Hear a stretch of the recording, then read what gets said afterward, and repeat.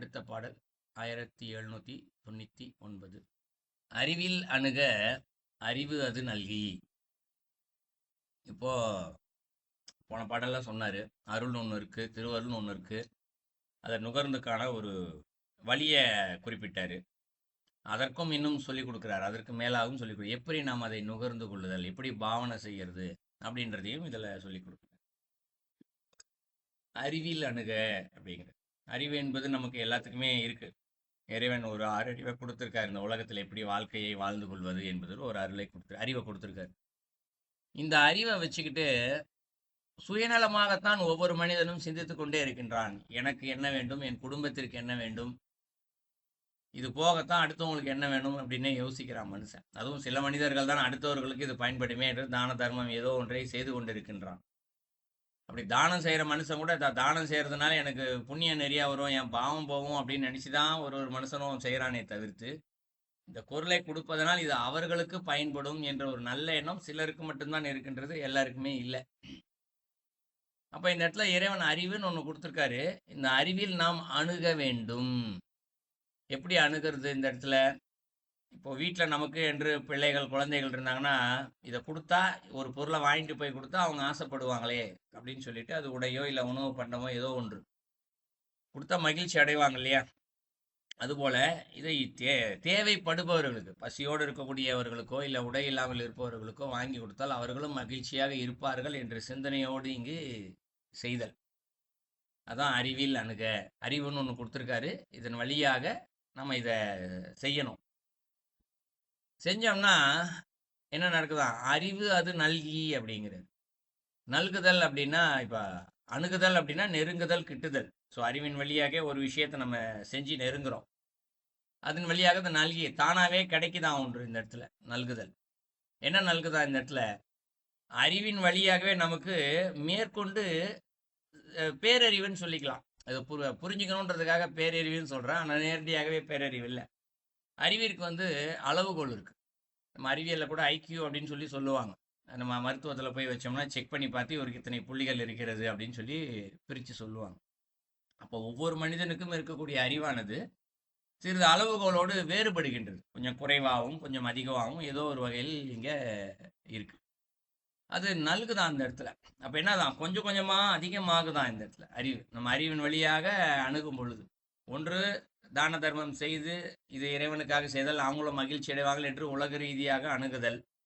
இல்லை என்றால் இன்னொன்று போன பாடலில் பார்த்தபடி இந்த 5 தொழில்களையுமே இறைவனது திருவருளுக்கு இருக்கு, ரொம்ப சூக்கமமாக இருக்கு அப்படின்றத இப்போ கொடுத்துருக்க அறிவால் நம்மால் அணுக முடியும், நெருங்கி பார்க்க முடியும். அப்படி பார்த்தோம் அப்படின்னா அந்த அறிவு என்ன ஆகுதான்? கொஞ்சம் கொஞ்சமாக கொஞ்சம் பேரறிவாக மாற ஆரம்பிக்கின்றது. பேரறிவா மாறிடுச்சு. இறைவன் உள்ளேருந்து கொடுத்துடுறாரு இந்த இடத்துல. அதுக்கப்புறம் என்ன நடக்குதான்? பொறிவழி ஆசை புகுத்தி உணர்த்தி அப்படின்னு சொல்றாரு. பொறிவழி ஆசை. பொறினா நமது உடம்புல 5 விதமான புலன்கள் இருக்கிறது. பொறிகள்னு சொல்லுவோம். கண், மூக்கு, காது, வாய், உணர்வு, இது எல்லாமே 5 விதமான புலன்கள் சொல்லுவோம். இந்த புலன்கள் வெளியே ஆசை புகுத்தி அப்படின்னு சொல்றாரு. என்ன ஆசை புகுத்தினா, இப்போ நம்ம இறைவனது திருவருள அறிவின் வழியாக பார்க்க ஆரம்பித்து பேரறிவு கொஞ்சம் அதிகமாக வருது. இப்போ வர ஆரம்பித்தோடனே இப்போ ஒரு மனுஷனுக்கு ஒரு 10 பிறவி 100 பிறவி இருக்குன்னு வச்சுக்குவோம். புரிஞ்சுக்கிறதுக்காக சொல்கிறேன். எத்தனை பிறவி இருக்குன்னு யாருக்குமே தெரியாது. அதிகமான பிறவிகள் இருக்குன்னு வச்சு, ஒவ்வொரு பிறவிகளையுமே என்னென்னலாம் அனுபவிக்கணும் அப்படின்னு சொல்லிட்டு ஒரு அளவுகோல் வச்சுருப்பார். ஆசை இருக்கும் எல்லாமே. இந்த ஆசைகள் எல்லாத்தையும் என்ன பண்ணுறாரா இறைவன் இந்த பிறவியிலேயே, ஏன்னா அறிவு கொஞ்சம் கொஞ்சமாக பேரறிவாக மாறுது இல்லையா? மாற மாற பொறிவழியே ஆசை புகுத்திங்கிறாரு. இந்த பொறிவழி தான் சொல்றாரு, மனசை சொல்லலை. இந்த சாப்பிடணும் அப்படின்ற எண்ணம் வரும். அடுத்த பிறவியில் ஏதோ ஒன்று சாப்பிடணும்னு ஆசை இருந்தால் கூட அந்த ஆசை இப்பே கொடுத்து அந்த சூழ்நிலையை இறைவன் உருவாக்கி கொடுத்துடுறாராம். அப்போ என்ன ஆகிடும்? அடுத்த பிறவியில் என்னென்னலாம் ஆசையை அனுபவிக்கணுமோ அந்த ஆசை எல்லாத்தையும் நம்ம இந்த பிறவியிலேயே அனுபவிச்சிருவோம், முடிச்சிருவோம். இப்போ ஏன் இறைவன் கொடுக்கல அப்படின்னா, இன்னைக்கு ஒரு ஆசையை கொடுத்தாருன்னு வச்சுக்குவோம், நமக்கு என்ன ஆகிடும்? அது 2 மடங்கு ஆசை வந்துடும். இப்போ உதாரணத்துக்கு ஒரு காரை ஒன்று ஓட்டி நல்லா அனுபவிக்கணும்னு ஒரு ஆசை இருக்குன்னு வச்சுக்குவோம். ஒரு மனுஷனுக்கு ஒரு 40 வயசு 45 வயசுல தான் இறைவன் கார் வாங்கி கொடுக்குற ஒரு சூழ்நிலையை ஏற்படுத்தி கொடுக்குறாருன்னு வச்சுக்குவோம். அப்போ தான் அவருக்கு விதி இருக்குது. ஆனா ஒரு 25 வயசுல இந்த செயலை செய்யும்போது இறைவன் என்ன பண்றாராம், 25 வயசுலயே காரை குடுத்துடுறாராம். ஏன் அப்படி குடுக்குறாரு அப்படின்னா, 25 வயசுல இப்ப முன்னாடியே கார குடுத்தா அவனுக்கு ஆசை 2 மடங்கு ஆயிடும். இன்னும் பெரிய காரா வாங்கணும், இன்னும் 2 கார் வாங்கணும், 3 கார் வாங்கணும். அப்ப அவனுடைய ஆசைகள் வந்து விரிவடைந்து மேலும் அவன் மாயைக்குள்ளே தான் அவன் செல்வான். அப்ப விதி எப்பொழுது நடக்கும்? அப்போ ஒரு கார் வாங்கிச்சுன்னா, அப்பாடா ஒரு கார் வாங்கியாச்சுன்னா அதோட திருப்திப்பட்டு அந்த பிறவிய அவன் முடிச்சுக்குவான். ஒரு 50 வயசு, 55 வயசுல எப்ப கார் வாங்கணும் அப்ப முடிச்சுக்குவான். அதுக்கு மேல ஆசை இருக்காது. அதனால தான் இறைவன் என்ன பண்றாரு, ஆசைகள் எல்லாத்தையும் மொத்தமாவே குடுக்கறது இல்ல. ஏன்னா ஆசைகளே அந்த மனுஷன் முங்கி என்ன பண்ணுவான், வீணடிச்சுருவான் பிறவிய. அதெல்லாம் கொஞ்சம் கொஞ்சமா குடுக்குறாரு. ஆனால் இந்த பாடல்ல சொல்லப்பட்டபடி இந்த அறிவினால் இறைவனது திருவருள் எங்கு இருக்கின்றது என்று அணுகும் பொழுது, அது மேற்கொண்டு பேரறிவை கொடுக்கின்றது. அப்ப என்ன பண்றாரு, பொறி வழியா ஆசையெல்லாம் அனுபவிக்கும் போது, அறிவுக்கு தெரியும். இது வெறும் ஆசை தான். இத உடம்பு நுகர்ந்துட்டு போயிடுச்சுன்னா, அதுக்கப்புறம் இருக்காது. மேற்கொண்டு ஆசைப்படக்கூடாது. அப்படின்றது உள்ள மனதுக்கு தெரியும். உடம்பு ஆசை அனுபவிச்சுக்கிட்டே இருக்கும். மனசுக்கு இது மாயைன்றது தெரியும். அதைத்தான் புகுத்தி புணர்த்தி அப்படின்னு சொல்றாரு. புணர்த்தின்னா அதை அனுபவிக்க வைக்கிறது. உடம்ப தான் அனுபவிக்க வைக்கிறது. ஆசையை பொறி வழியா கொடுத்து அனுபவிக்க வச்சிடுறாரு. ஆனா மனசுக்கு கொடுக்கல. மனசே நீ அனுபவி அப்படின்னு சொல்லி கொடுக்கல. இது 2வது அடியில சொல்றாரு.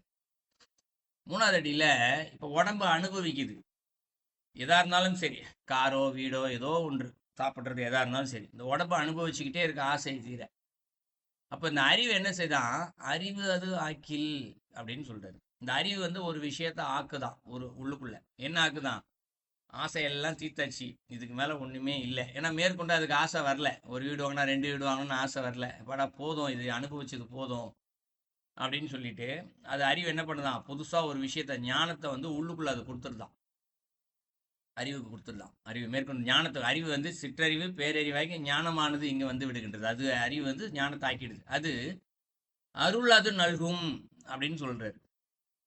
ஞானமே அருளை வந்து தனியா கொடுக்குதான். இங்க ஏற்கனவே இறைவனது திருவருள் ஒரு ஒரு சதை பிண்டத்திலையும் இருக்கு. ஆனா இது இயங்குவதற்குத்தான் இந்த திருவருள் இருக்கின்றதே தவிர்த்து முக்தியை கொடுக்கல. இன்னும் அந்த திருவருள் முக்தியை நோக்கிய பயணத்திற்கு ஒரு சிறு சிறு பணிகளை தான் செஞ்சுக்கிட்டே இருக்கு. ஆனா இந்த இடத்துல சொல்ற அருள் அது நல்கும் அப்படின்னு சொல்லப்படுறது, அந்த அருள் என்ன செய்யுதான், ஞானம் என்ன செய்யுதான், இறைவனை நோக்கிய பயணத்திற்கு அது கொண்டு செல்கின்றது. எப்படி முக்தியை நோக்கி அழைத்து செல்கின்றது. ஏன்னா எவ்வளவு பிறவி இருக்கோ அதற்கான ஆசைகள் எல்லாத்தையும் இங்கே தீர்த்தாச்சு. அதன் வழியாக வினைகளை எதையும் புதுசா சேர்த்துக்கல, பாவங்கள் எதையும் சேர்த்துக்கல. அப்ப வினைகளும் இல்ல, ஆசைகளும் இல்ல. அப்படின்ற போது அவர் முக்தியை நோக்கி போகணும் இல்லையா? அதைத்தான் சொல்றாரு, அறிவு அது ஆக்கில். அறிவு வந்து என்ன பண்ணுது, அறிவின் வழியா நம்ம ஒரு விஷயத்தை தேடுறோம். அது ஞானத்தை கொடுக்குது. அது என்ன செய்யுது, அருளை கொடுக்கின்றது. அது ஞானத்தை கொடுக்குது. ஞானம் இங்கு அருள் வழியாக அவருக்கு முக்தியை நல்கி கொடுக்கின்றது.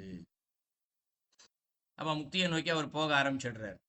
அடுத்து என்ன சொல்றாரு, செறிவோடு நின்றார் சிவமாயினரே அப்படின்னு சொல்றாரு. செறிவு அப்படின்னா திரளுதல் அப்படின்னு பொருள். நம்ம வீட்டில் சமைக்கும் போதே சில நேரங்களில் சொல்லுவோம், செறிவு அடைஞ்சிடுச்சா அப்படின்னு என்ற வார்த்தையை இப்போ பயன்படுத்துறது இல்லை. இப்போ பாலில் கூட உரம் ஒரு மொத்தம் தயிர் ஆயிடுச்சு அப்படின்னா என்ன செய்வோம், பதம் வந்துருச்சா செறிவடைஞ்சிருச்சு அப்படின்னு சொல்லுவாங்க இல்லையா? அது போல செறிவோடு நின்றார் அப்படிங்கிறது. அப்போ அவர் என்ன ஆயிடுறாரு, திரளுகின்றார், செறிவடைகிறார். என்ன இப்படி பால் முழுசா தயிராகுதோ அந்த போல இந்த சாதாரண அறிவு என்பது பேரறிவாக மாறி ஞானமாக மாறி அவரே ஞானியாக மாறி விடுகின்றார். அடுத்து 7ஆம் அறிவுக்கு போயிடுறாரு. 7ஆம் அறிவு 8ஆம் அறிவு உயர்ந்த அறிவுக்கு அவர் செல்கின்றார் என்று. அதான் செறிவோடு நின்றார் அப்படின்னா என்ன, இறைவனோடு இரண்டரை கலப்பதற்கு தகுதியாக நிற்கின்றார் அப்படின்னு பொருளாதான் செறிவோடு நின்றார். நின்னதுக்கு அப்புறம் என்ன ஆயிடுச்சு, சிவமாயினரே அப்படிங்கிறார். அவரே சிவமாகவே ஆகி விடுறாரா இந்த இடத்துல. இது 4வது அடியில சொல்றாரு. 4 அடிக்கும் சேர்த்து பொருள் பார்த்தோம் என்றால், நமக்கு இறைவன் அறிவு என்ற ஒன்றை கொடுத்திருக்கின்றார் அவரது திருவருள் வழியாக. இந்த திருவருள் இருக்கிறதுனால தான் இன்னைக்கும் நமக்கு அறிவு வேலை செய்து கொண்டிருக்கின்றது. இந்த அறிவினால தான் தினந்தோறும் நம்முடைய செயலை நாமே செய்து கொண்டிருக்கின்றோம். வேலைக்கு போகிறோம், படிக்கிறோம், சம்பாதிக்கிறோம். சம்பாதிச்ச பணத்தை எப்படி பத்திரமா சேர்த்து வச்சுக்கிறதுன்னு வச்சு அதை அனுபவிச்சுக்கிறோம் இந்த உலகத்தில்.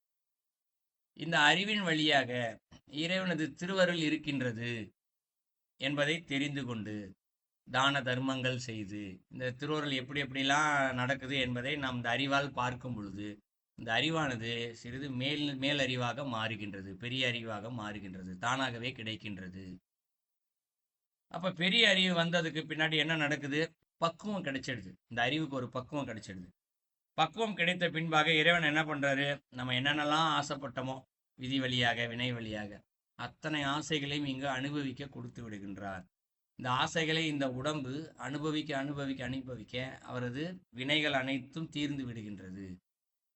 வினைகள் அனைத்தும் தீர்ந்த பின்பாக அவரது அறிவானது ஞானமாக, பேரறிவு ஞானமாக மாறுகின்றது.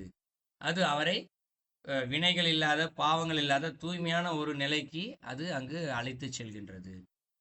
அழைத்து சென்று அவர் தானே இறைவன் என்ற நிலைக்கு, தூய்மையான நிலையில் நிற்கும் பொழுது அவர் இங்கு சிவமாகவே மாறிவிடுகின்றார். அந்த பாடலுடைய கருத்து.